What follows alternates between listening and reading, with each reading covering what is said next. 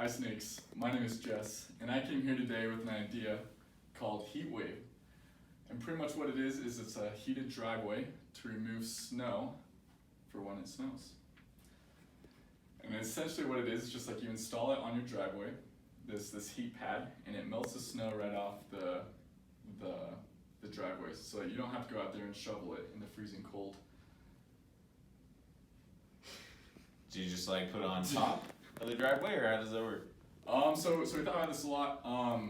We did think about some options of doing it on top, but ultimately we'd have to do it underneath the cement. So we'd have to remove like cement, install some heating pads, reinstall the cement for it to work.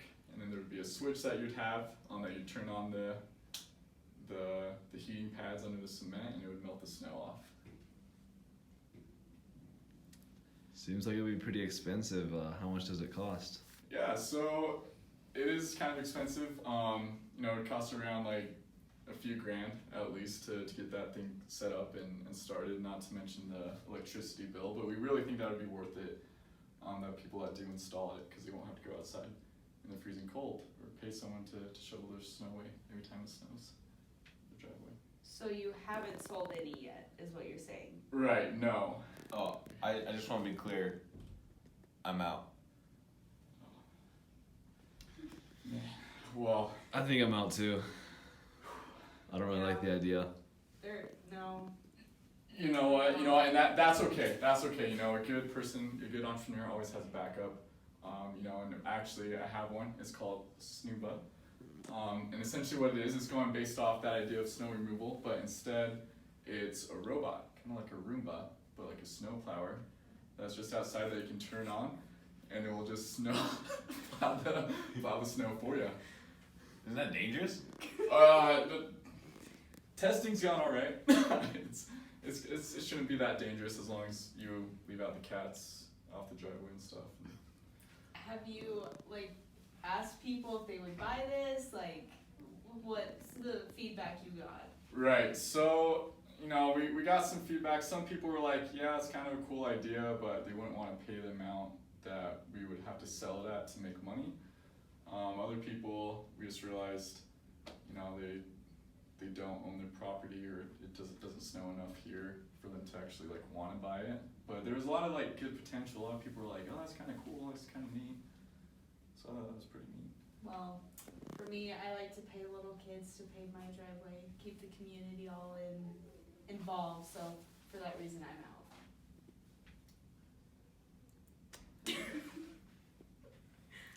Yeah, I just don't see how it could work, with, the whole wild machine running around your neighborhood, so I'm out. Thank you for your time. I'm out too. I'm sorry. Oh, it's okay. Well, thank you, Snakes, for your time.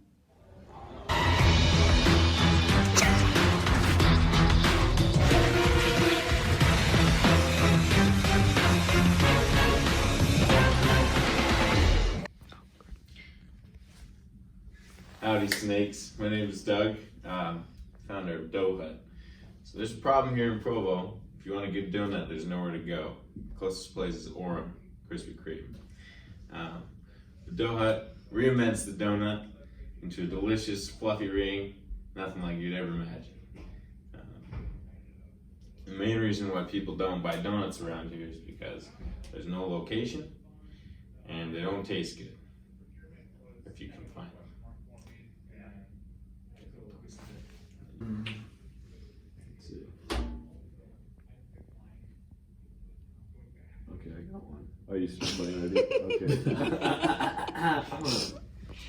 So how many people have you sold to so far? How have you validated this?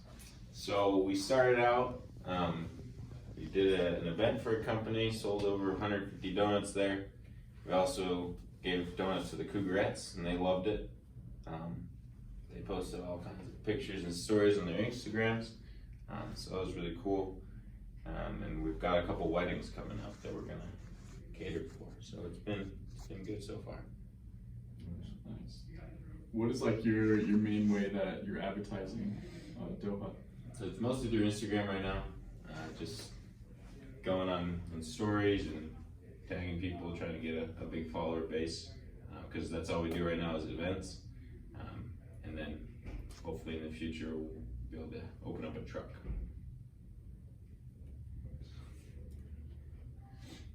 What kind of questions do you ask when you validate with people?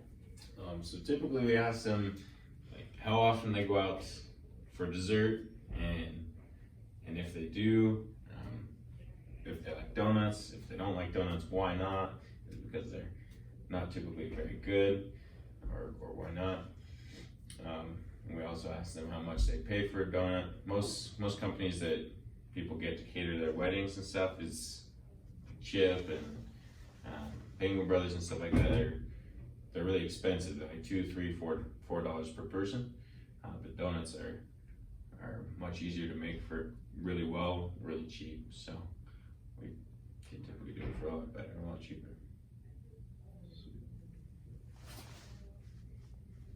Yeah, I'll ask you. So what sets your donuts apart from everyone else? Well, just like our slogan says, they're outrageously fresh. They're outrageously fresh. They're outrageously fresh. They're super good and they taste like they're homemade by your grandma. And this is something you can't beat. Wow. You know what? I think I'm in. And say no more, I'm in too. Let's do it.